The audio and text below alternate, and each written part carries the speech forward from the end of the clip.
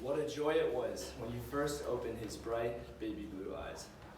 The very first thing he would ever see was his mother's loving face, and then his father's. He would soon be introduced to many more loving faces, and even though he was a newborn baby, he could tell that he was loved. Day after day, this boy would grow and grow. With the help of his parents, he would learn to speak, to walk, to run, and even to ride a bike. Within a few years, he was off to school. From that first day of kindergarten, his eyes were open to see that this world had so much that could be known, and he wanted to learn it all. In high school, he made many friends, and when he graduated, his family was very proud of him. This boy would continue to grow, and even into a man. He would go to college, he would marry a girl, he would buy a house, and have 4 beautiful children of his own. He would live to see his grandchildren and his great-grandchildren. The church that held his funeral one day would not have been able to contain the amount of people who wanted to attend. Everyone would have something to say about this man they loved so dearly. He had left such a legacy and would be remembered by so many. Or maybe he wouldn't. Maybe those bright baby blue eyes never opened. Maybe his biological mother never made that brave decision to have her baby and give it up for adoption. Maybe this man's life was cut short, like millions of other Americans. Good morning, my name is Daniel O'Brien, and today I will be advocating for the abortion legislation reform in the United States of America. Abortion is a practice that involves the termination of a pregnancy. This practice, the practice that doctors claim is to provide women's health care, has been a controversial subject from its inception. There are those who say that this practice protects human rights, but those who feel that it is an evil in our society. Those who are against abortion argue that fetuses are living human persons with rights, while those who are for abortion feel that they are fighting for women's rights. In the 1973 Roe v. Wade Supreme Court case, it was found against most states that had anti-abortion legislation for post-first trimester abortions. Since the controversial Supreme Court decision, abortion is federally protected in the first 2 trimesters, and each state has differing legislation as far as the 3rd trimester is concerned. At this point, over 60 million fetuses have been legally terminated. The question today is whether abortion should be legal in any phase of pregnancy. Most people agree that life is a thing to be protected. Many, however, disagree on whether the lives of preborn children should be protected. Some people erroneously argue that in certain situations, abortion legislation is correct in allowing all states to perform abortions. However, abortion legislation should be reformed to a zero-tolerance standard because children in the womb are human persons with rights, and because abortion strips Americans of their innate human rights.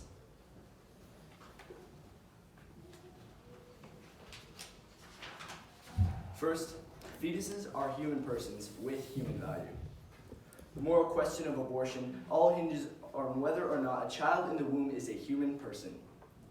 If children in their mother's wombs are in fact persons, then they are entitled to the same rights as any other person. The unlawful termination of any right-holding citizen is rightfully punished by the full extent of the law. So, what constitutes a human? In the study of bioethics, there are 2 main arguments defining what constitutes a person with value. These 2 ideologies are empirical functionalism and ontological personism. Empirical functionalism has to do with the functions that human beings are able and capable of performing. Jennifer Nelson from Cedarville University points out a key flaw with this understanding, as she states, quote, "Simply put, empirical functionalism reduces human value to the sum of human parts and what abilities they can offer the world. One of the many problems with this viewpoint is that it denies personhood to anyone who does not contain these qualities at all moments of life. This means that people sleeping, infants, the elderly, and people with mental illness might not be considered persons based on these particular circumstances," end quote. This viewpoint is held by those who attempt to define the beginning of life as any point other than conception. It is commonly said that a child in the womb is not considered a person unless it has a detectable heartbeat. However, many humans, who we all agree have ontological human value, need a pacemaker to keep their heart moving. They are incapable of performing a critical human function, yet no one in need of a pacemaker is stripped of their human rights.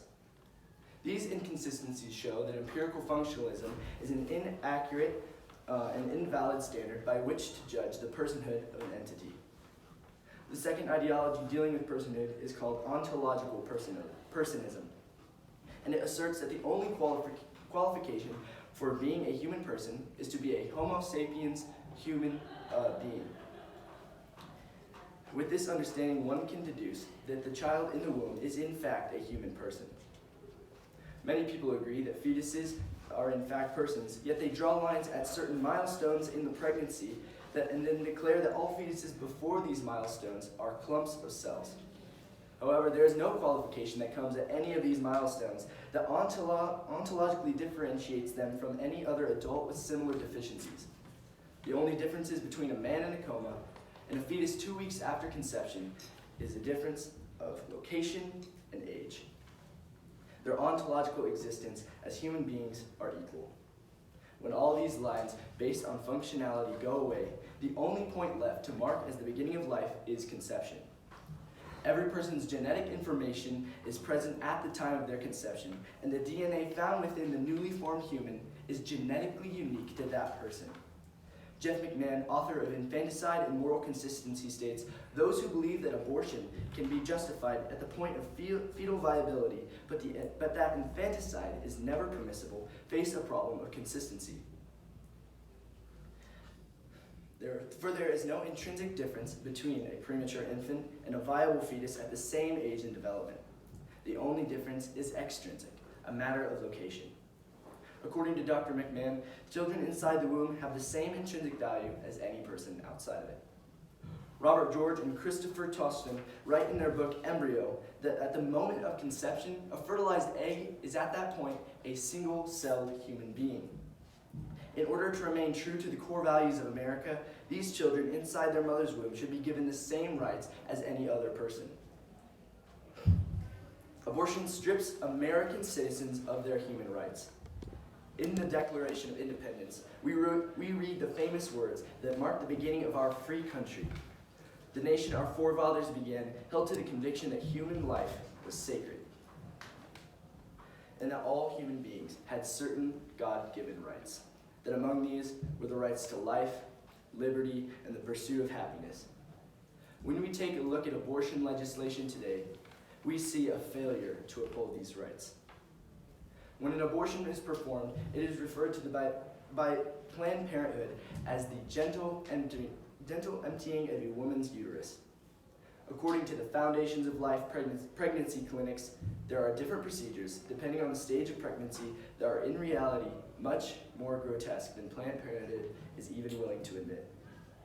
Each stage requires a different procedure, but each one involves, at the very least, the dismemberment of a child in order to extract it from a uterus. These so-called procedures are a direct violation of an American's right to life. If a person were to shoot a pregnant mother, he would not be just charged with a single murder, but 2 murders. The government does not give its consent to a citizen to harm others. In the name of women's rights, our governing authorities have failed to uphold this responsibility. The eyes of America have overlooked its most vulnerable citizens, and in so doing has dehumanized an entire demographic of people. When an entire group of people is targeted and terminated, it is called genocide. The world has seen these heinous deeds done before. During the Second World War, the Nazi regime implemented eugenics and began to dehumanize people of certain ethnicities and walks of life. The people most targeted by this regime were the Jews. During the Holocaust, over 6 million Jewish lives would be lost. Similarly, in the Rwandan genocide of 1994, over 500,000 members of the Tutsi ethnic minority group were slaughtered. However, in the United States of America, over 60 million children have been killed legally since 1973. Legally, on American soil, 50 times more Americans have been killed with the approval of the government through abortion than in the sum of all wars the United States has fought in. The motherland has abandoned her children. Others believe, however, that there are certain justifications for the legal termination of pregnancies. One of these justifications is extenuating circumstances, which includes cases of incest or rape, or cases where the life of the mother is at stake. The reasoning for the former is that since the woman who is pregnant did not make the choice to become pregnant, they should not be responsible to bear the burden of raising that child. No woman should be taken advantage of and forced to conceive a child against her will. It must be made clear that abortions due to rape per year is a very small number. Victims who terminate their pregnancies as a result of rape or incest make up about 1.5% of women who choose to get abortions, and in some studies it is suggested as low as less than 0.5%. This number is a small minority. However, no crime committed will ever justify the crime of another. Justice should always be enacted. But while one arm of justice stands to punish the wicked, the other arm defends the weak. Rape is an injustice. However, it would be equally as unjust for the state who has just punished the criminal to turn around and punish the child who has just been conceived. If an unborn child is a person, then they should be protected by the state. And it must be stated that a woman is not morally obligated to raise her own child. There are numerous organizations that will adopt any child, provided that the mother carries and delivers the child alive. The truth will never change. To extinguish a child would be a crime as heinous as the rape that brought it into existence.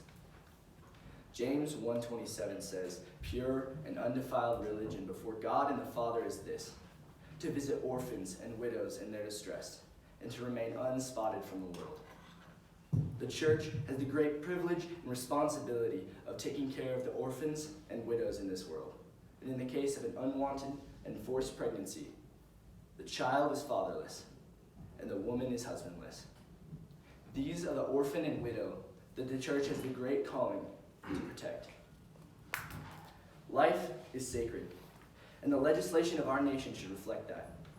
For the sake of the generations to come, abortion must be ended in America.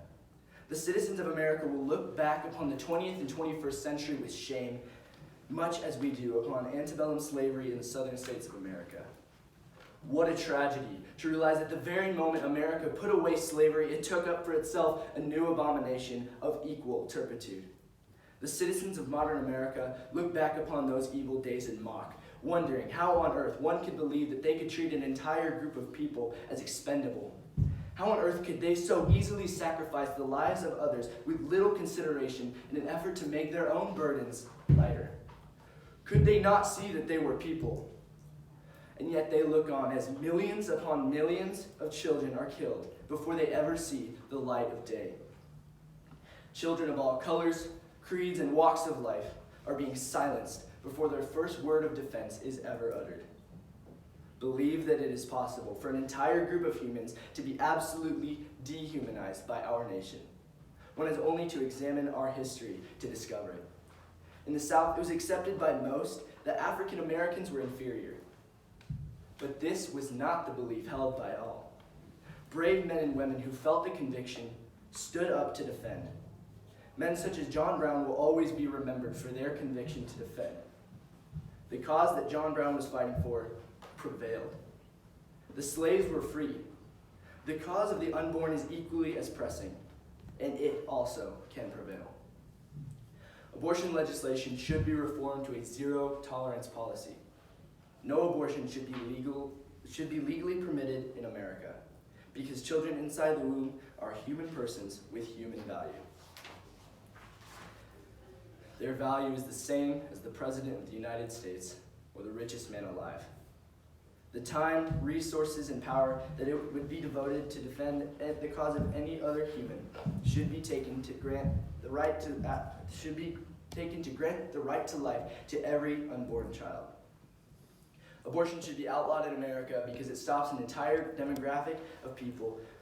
It strips them from their innate human rights, guaranteed to them by the documents that brought our country into existence. The right to life, liberty, and the pursuit of happiness are not limited to those who are big enough for us to see. When the rights of Americans are infringed upon, that citizen is entitled to a trial to rectify his wrongdoing. However, no trial will bring back the 60 million children whose names are known but to God.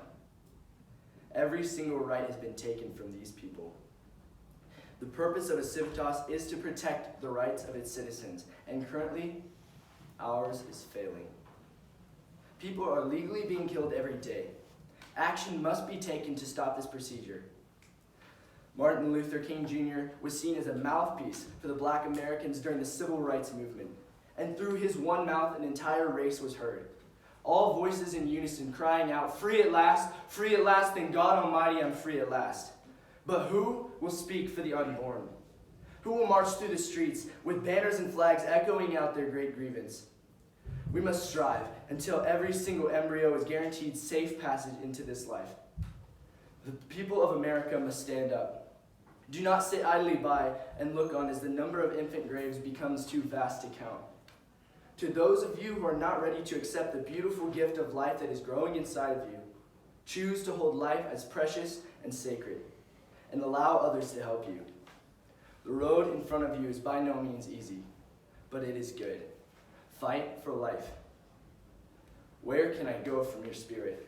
Or where can I flee from your presence? If I ascend into heaven, you are there. If I make my bed in hell, behold, you are there. If I take the wings of the morning and dwell in the outermost parts of the sea, even there your hand shall lead me, and your right hand shall hold me. If I say, surely the darkness shall fall upon me, even the night shall be as light about me.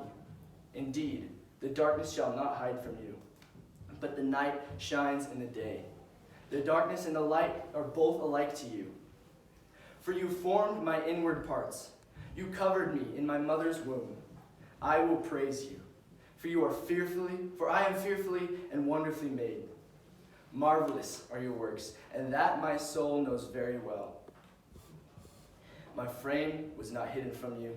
When I was made in secret and skillfully wrought in the lowest parts of the earth, your eyes saw my substance, being yet unformed. And in your book, they were all written of me.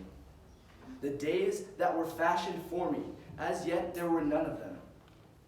How precious are your thoughts to me, O God. How great is the sum of them. Thank you.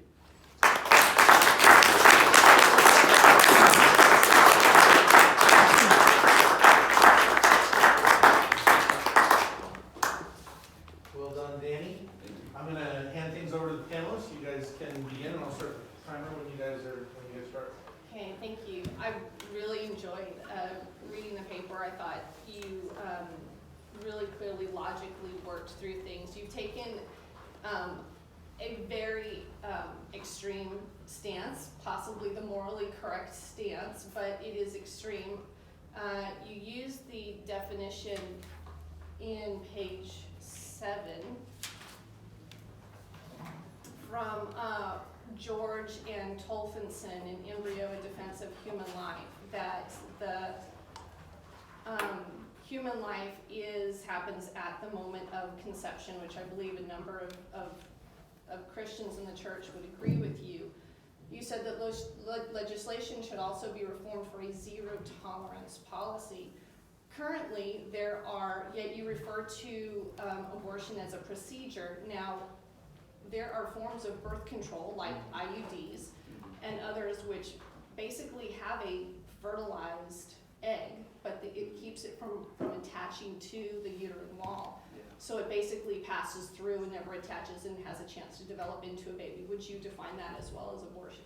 Absolutely, yes. If a zygote has been created by the sperm cell and the egg cell, it's a human being, and defined by embryo, it's a single cell human, and even for the mother to take that without a procedure necessarily, but to take that action to not allow that person to implant and grow, that would also be abandonment, allowing your child to die, similar to the infanticide walls where they would leave children to die. I viewed that as the same.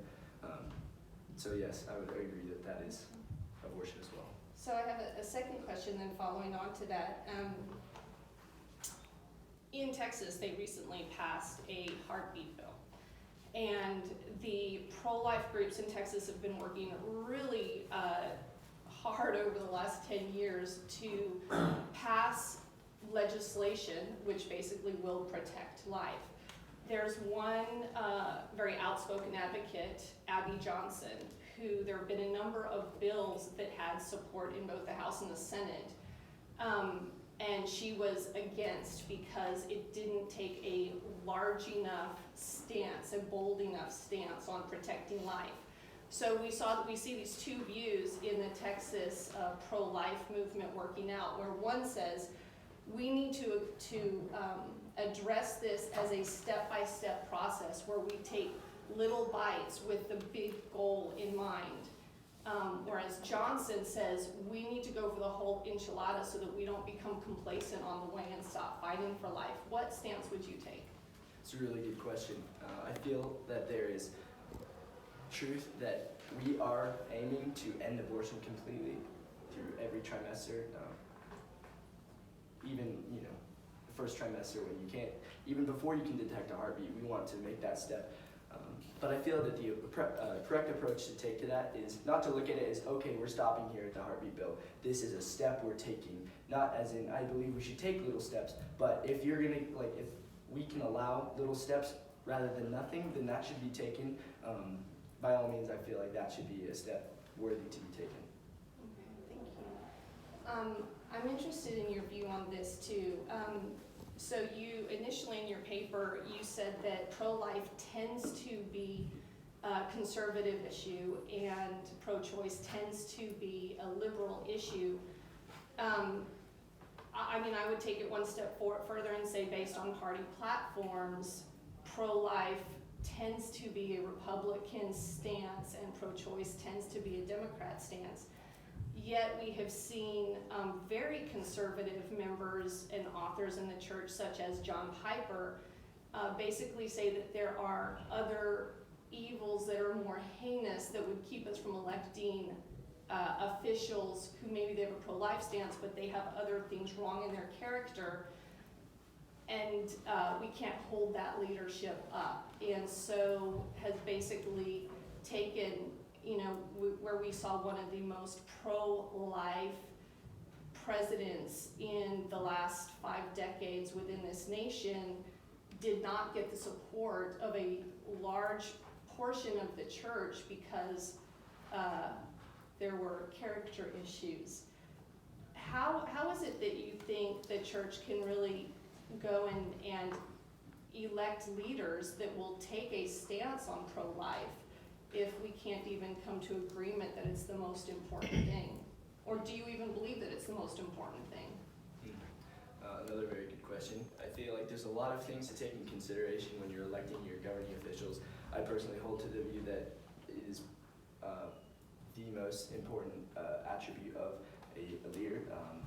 Obviously, if it was a leader who's not a serious candidate, who's has no idea how to run the country, no other stances, but he's like, I'm pro-life, I probably wouldn't vote for him, but I will vote for someone who is pro-life. I feel like the defense of that is the most important thing, and I feel like the eyes of America really need to be open, just how they needed to be open in the South. If there was a president in the South who's like, I will end slavery, and another one who says, slavery is fine, like that is the main issue. Like this is the black mark on society, and I do believe that in the future, when we do prevail, people will look back and they will mock similarly at how we didn't see and be like, why did anything else matter to you other than fixing this problem? Because it is the most awful thing I can see in our nation thus far. I like that you tie it to save slavery, and I'll just push just a little bit further on that as well. We saw that slavery had wide support in this nation, and it really took some very resolute, relentless, strong political leaders to end slavery. And there is a difference of opinion whether the Civil War was really over slavery or whether it was over sovereignty issues, but nonetheless, immediately following that, there was a civil war within this nation. We do see a split in this nation over the issue of life. How far do we go to end it? Is it worth further division in this nation, or is it only achievable by peaceful means?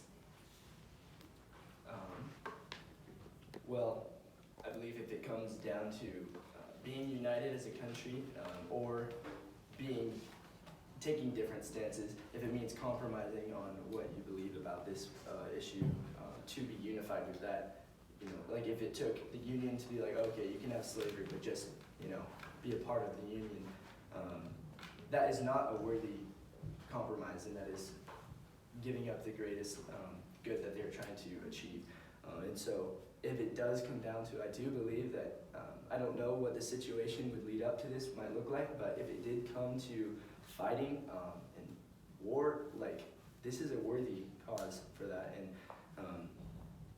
many people, it's controversial that what John Brown did, taking it into his own hands, and whether he went about that right was the correct way to do it. But he, in my mind, had the correct conviction and saw that these lives were worth defending. I like to imagine if people would pull up to Planned Parenthood with their delivered children, and they were using, not as humane, which they're not humane, they're just behind closed doors, but if they were actually let's say they were just shooting these children, like, I feel like everyone would take up arms and be like, this is ridiculous, and you need to stop. And they would fight for that because it's a worthy cause. Thank you. And I want to end with this. I really liked the scripture in James that you connected to the paper. That was kind of fun to read. That was a different take that I had never looked at the scripture that way, so it was kind of fun to take. Thanks again. I really enjoyed it. Thank you. So I enjoyed your paper and your presentation as well. It's hard for me to find a lot to personally disagree with, but I'm going to take a devil's advocate position. Tell me your position on self-defense generally. If somebody comes into my home, do I have the moral right to defend my family, grab one of my guns, and shoot them in order to protect my family? I would say absolutely. I believe, specifically you as a father, if I was a father of my own family, defending them, we are called to defend the cause of the needy and the weak. And I believe that would be totally justified to take that step to defend. And it's also important to look at it not as that you're taking life, but you're saving life by doing that. And that's a big reason I believe it's we're morally obligated to go to war when necessary. Not a pacifist, because I believe that when evil rises up, you're not extinguishing other people's life necessarily because you're protecting other life. And sometimes it needs to be enacted through violence. So in your paper, on page 16, you say, though, it is completely unjust to end a person's life in an attempt to save another. So what's the difference between that scenario in my home and if my wife were to become pregnant and she would lose her life due to if she continued to carry the child? What's the difference? Yeah, so I'm glad you asked that question. I didn't have the opportunity to present that in my presentation, but like you noted, it's in my paper where I dive more deeply into the question of life of the mother, which is a very, very rare case that ever happens. But if it came down to the hypothetical situation that people like to throw out, that either the woman will die in childbirth, and possibly the infant too, or you abort the child and the wife is saved. The difference between that and the criminal is breaking into your house, and he has forfeited his right to life, rather than your innocent family who has not done that. However, in the case of life of the mother scenarios with this abortion, I don't think it's a life for a life, as in it's two innocent lives, and you can't make that decision. That's not your decision to make, and I believe it all essentially comes down, and it's hard to argue this to someone who's not a Christian, but it all comes down to the fact that every single person and every single person's life is in God's hands. God knows that child, God knows that wife, and God knows what He has in store for them. I believe that medical professionals should take every means necessary to save them, as long as it doesn't cross the boundary of harming others, because that is a direct violation of the oath they took, the Hippocratic Oath. And unless a doctor would be willing to, again with the same example, to shoot his assistant to save someone in a surgery, hypothetical that doesn't connect, but if he wasn't willing to do that, then it's the same situation, I think. Okay. So changing gears a little bit, in my work, I talk to rape victims. I talk to children who have been molested. When they come and talk to me in a very public forum, they're usually crying, shaking. It's a very difficult time for them. If one of them were to become pregnant through that, what would you say to them? If to justify this moral position, what would you say to that individual in that moment to help them? It's very difficult. I'd say I love you. I'd say God loves you. Jesus loves you. And horrible things happen to people that it's not just. But God offers his salvation and protection. Not necessarily protection in this life, but he has a home for you forever. And anything you trust him with, he will be faithful to you for. So it would be difficult to make that a point to a non-Christian, but the truth is that Jesus' love exists and it will perpetuate, and he is faithful. And that is what I would say. I'm not sure if that answers your question. Yeah, in part it's hard to envision the ongoing challenges that they would face, carrying a child and giving birth to that child in that scenario. And that's why I'm asking. Another question, switch gears a little bit again. You make the argument about slavery and us looking back morally and saying that was wrong. Maybe you're more optimistic than I am at this point. Are we becoming a more moral society where in the future we will look back and see this grave wrong for what it is? Yeah, that's a great question. I don't have a Hegelian understanding that we're all progressing towards perfection, and that we will sometime in the future understand that all the evils in the past were wrong. But I do believe that we cycle through things, just like how I'm sure people before slavery, maybe a long time before, had that conviction that slavery was wrong, and then convictions change depending on culture. I do believe our culture will change, maybe not necessarily for the better, but something will change, just how it did with slavery. The right people rose up at the right time, and things changed. Not necessarily that we're all headed to perfection, but if that answers your question. It does, thank you. Okay. I have one more question. So let's say that I'm going to a National Church Leaders Summit for a major, say for the Baptist denomination, and we're having a conference, and I call you and say, Danny, I need the 3 top things that you believe that our entire assembly, all the hundreds of or thousands of Baptist churches should be doing this year in regards to this topic. What would you say, all right, Kathy, this is what I want you to get everyone to sign on to? Just things that individuals should be doing, or? That you would like us to get out to the church, to encourage at the church, to share from the pulpit, to teach in Sunday school, to address if it's additional ministry to grow up within the church. What should the church be doing? If you could get the church to do 3 things this year corporately in regards to the life issue, what would that be?